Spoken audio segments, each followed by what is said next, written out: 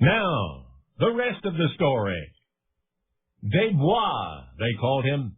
Des Bois the demon of Chamonix.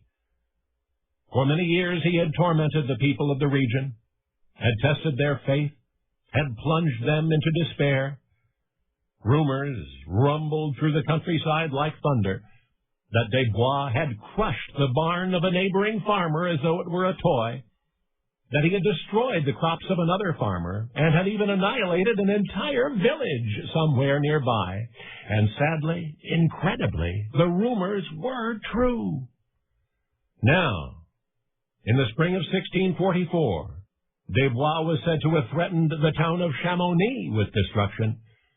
He would block the river valley, it was said, would turn the river back on itself, and beneath the wide, deep lake that was left would be Chamonix. So it was that the town fathers met to discuss their options. Pray? For years they had prayed to be spared the wrath of Des Bois, only to cower as he attacked them once more. Special services in the town church? What cared Des Bois for buildings with bells and steeples? He'd already laid waste to such. But wait, there was one thing they had not tried, the most obvious thing, an exorcism. They must petition Charles de Sales, the Bishop of Geneva. They must explain their predicament and beseech his intervention. And they did. And guess what?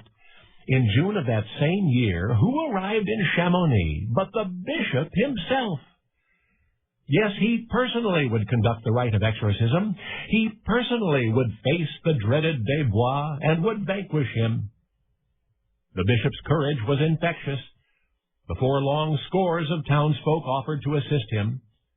Day by day, as the bishop solemnly prepared, their numbers grew until on the eve of the awesome event, some 300 townspeople had gathered to accompany their general in this spiritual war.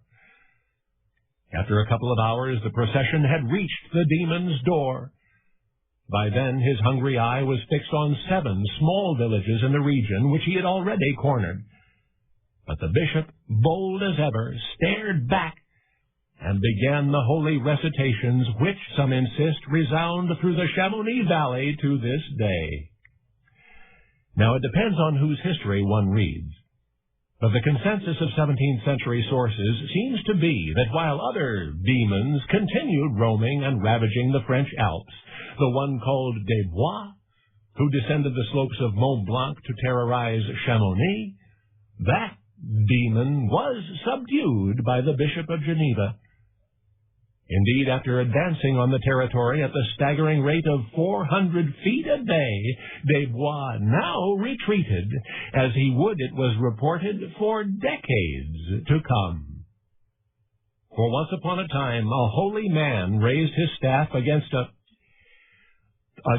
a sea of ice, and sent it reeling backward and upward into the mountain from whence it came. The bishop exorcised a glacier. The bishop exorcised a glacier. Only now you know the rest of the story.